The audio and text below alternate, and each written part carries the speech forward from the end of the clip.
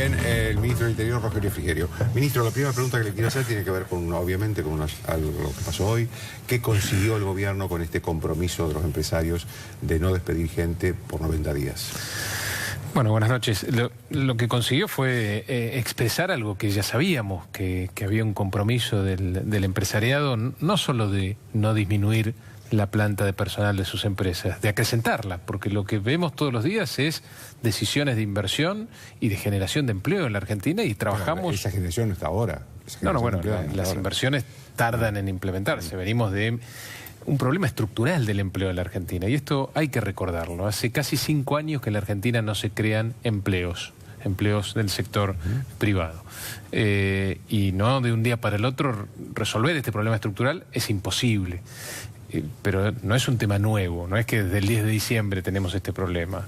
Yo recuerdo los 15.000 tambos cerrados hace pocos años, más de 20.000 trabajadores de los frigoríficos despedidos. Y así como esto hay muchos ejemplos de destrucción de empleo privado en los últimos años y de ausencia de creación de nuevos puestos de trabajo.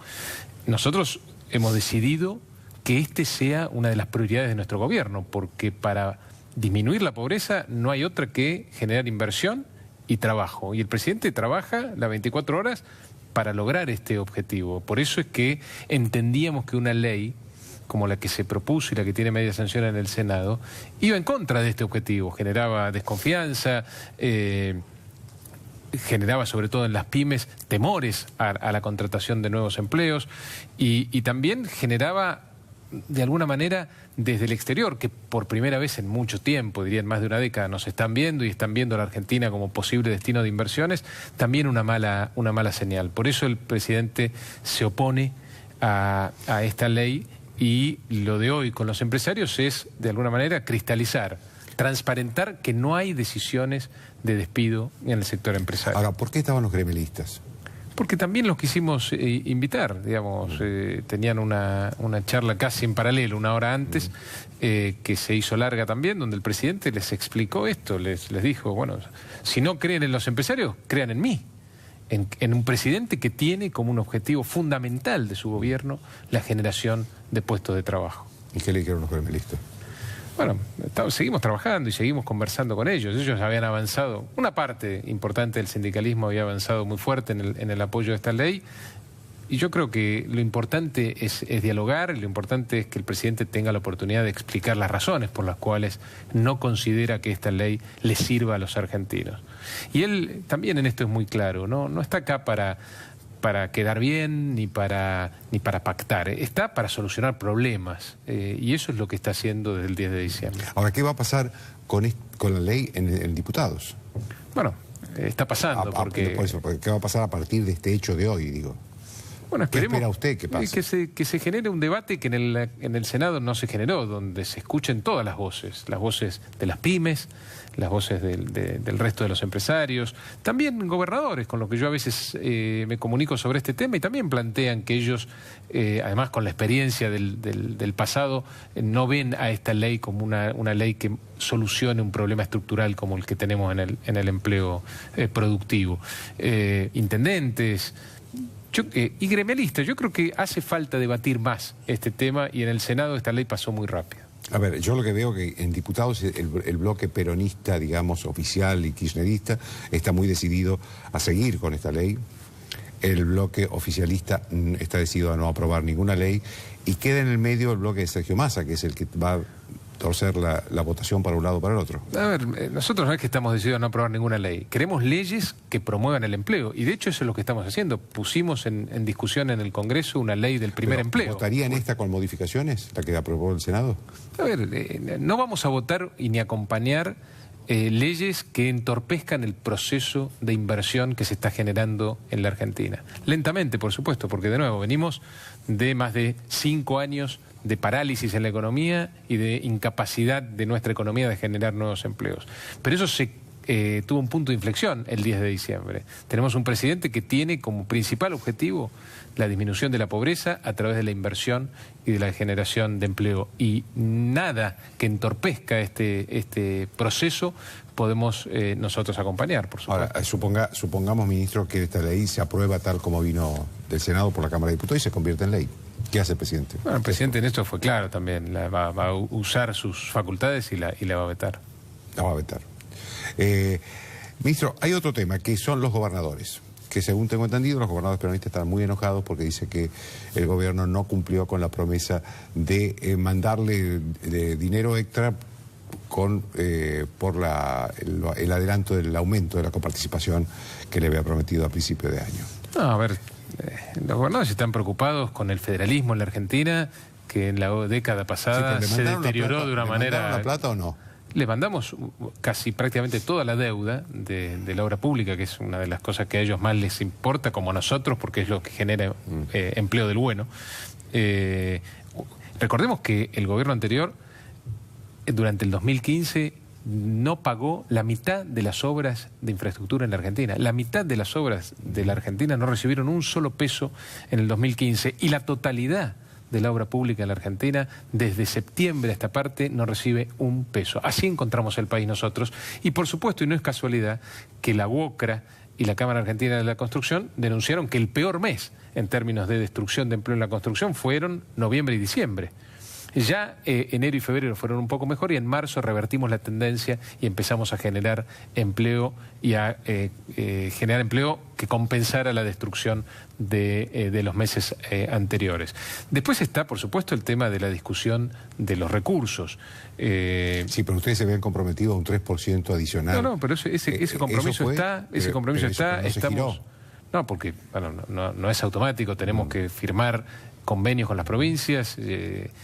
Fueron muchas discusiones, con idas y vueltas en las propuestas.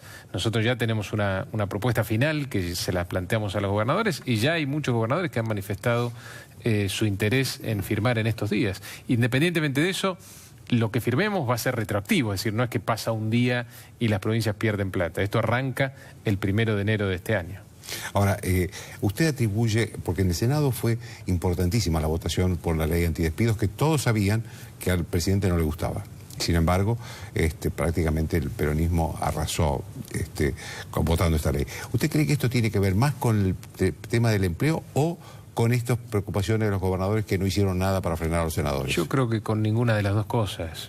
Me parece que los gobernadores tienen incidencia parcial, digamos, en el Senado, pero eso hay que trabajarlo. Nosotros no podemos ganar tampoco todas las batallas. Somos un gobierno que en su origen nace con una minoría en la Cámara de Diputados, con 90 diputados nada más, en 15 senadores, 5 gobernadores. Es decir, permanentemente tenemos que dialogar, tenemos que generar consensos y algunas de las batallas las perdemos y otras, por suerte, las venimos ganando. Las más importantes, si se quiere, las banderas del kirchnerismo y de la expresidenta de los últimos años, que fueron la lucha contra los fondos buitres y la pelea con Clarín, fueron dos leyes que en 4 meses las modificamos. Hay otras leyes que impulsadas desde la oposición y no desde el oficialismo, que podemos llegar a perderlas. Y este es el juego de la democracia. Tampoco hay que creer que vamos a ganar todas las batallas, sobre todo con esta minoría en ambas cámaras. Ministro, esta reunión de hoy con empresarios y el documento que sacaron, ¿no se podría ampliar con los gremialistas a otros temas? Sí, por supuesto. De hecho, la convocatoria a los gremialistas de hoy fue importante. El presidente estuvo casi un par de horas con ellos discutiendo sobre lo que él considera que hay que hacer en el país, escuchando también el razonamiento de los intendentes. ¿Y qué temas podría incluir, por ejemplo? Que incluya a los empresarios y a los gremialistas, ¿no? Bueno, estamos hablando ahora del seguro del desempleo, que está congelado hace 10 años, creo que en 300 pesos, que se convocó para esta semana al Consejo del salario mínimo también, que es otra cosa que hay que discutir, y del seguro de desempleo. Hay infinidad de cosas que también hacen a la competitividad de la Argentina, donde no solo los empresarios y el Estado tienen un rol, sino también los representantes de los trabajadores. Y creo que esa mesa se da de hecho permanentemente. Este es un gobierno que por por sus genes, por sus características, dialoga y trata de generar consensos todos los días.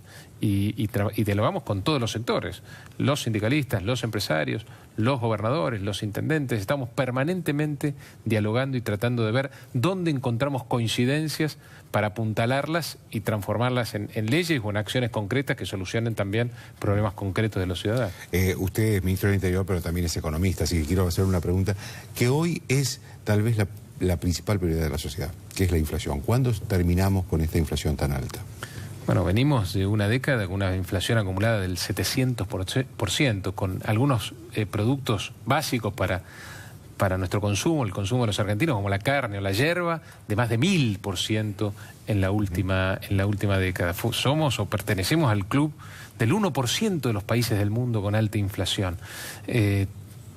No puede ser que no podamos resolver este problema. Y desde el 10 de diciembre estamos trabajando precisamente en las causas del problema, que son la incapacidad de gestionar políticas públicas que tuvo el gobierno anterior. Política monetaria prudente, política fiscal responsable, son las cosas que van a permitir que en la segunda parte del año domemos el problema de la inflación.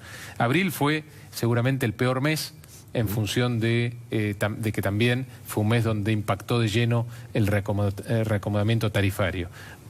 Mayo vamos a tener una inflación prácticamente la mitad de la de abril, y después junio, julio y agosto va a ser una inflación de alrededor del 2%.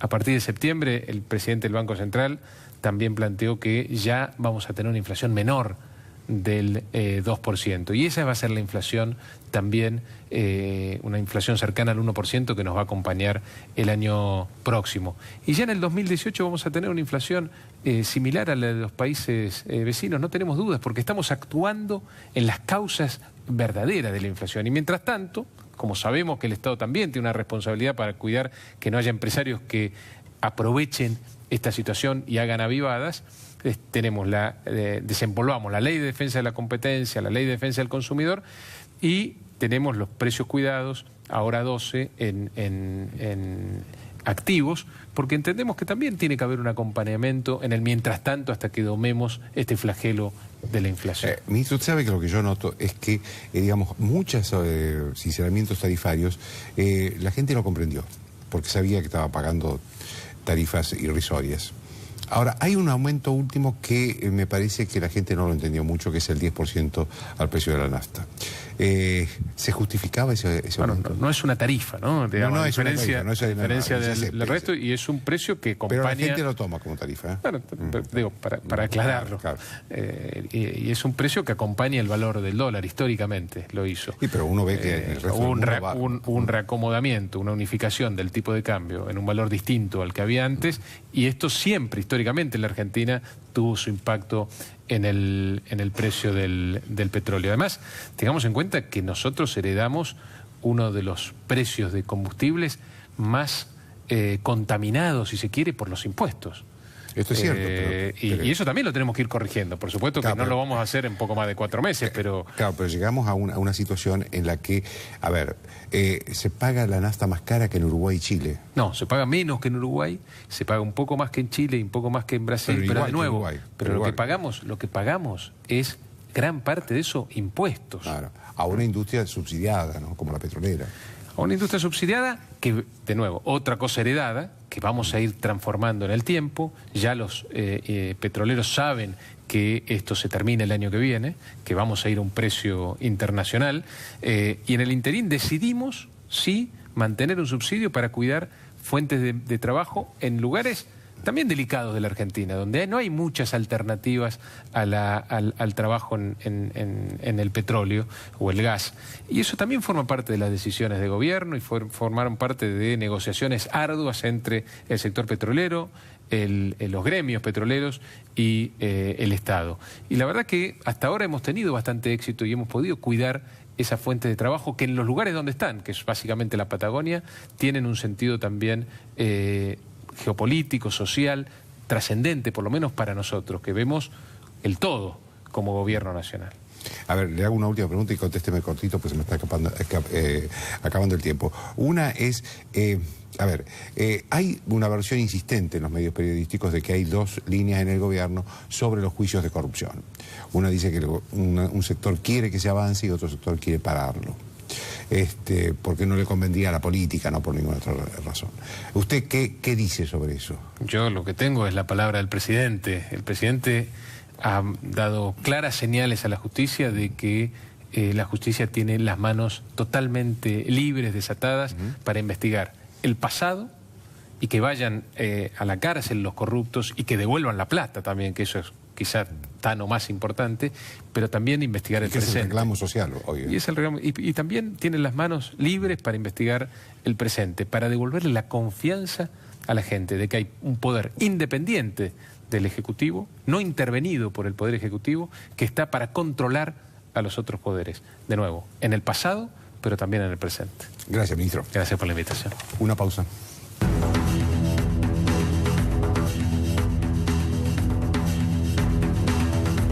Auspician desde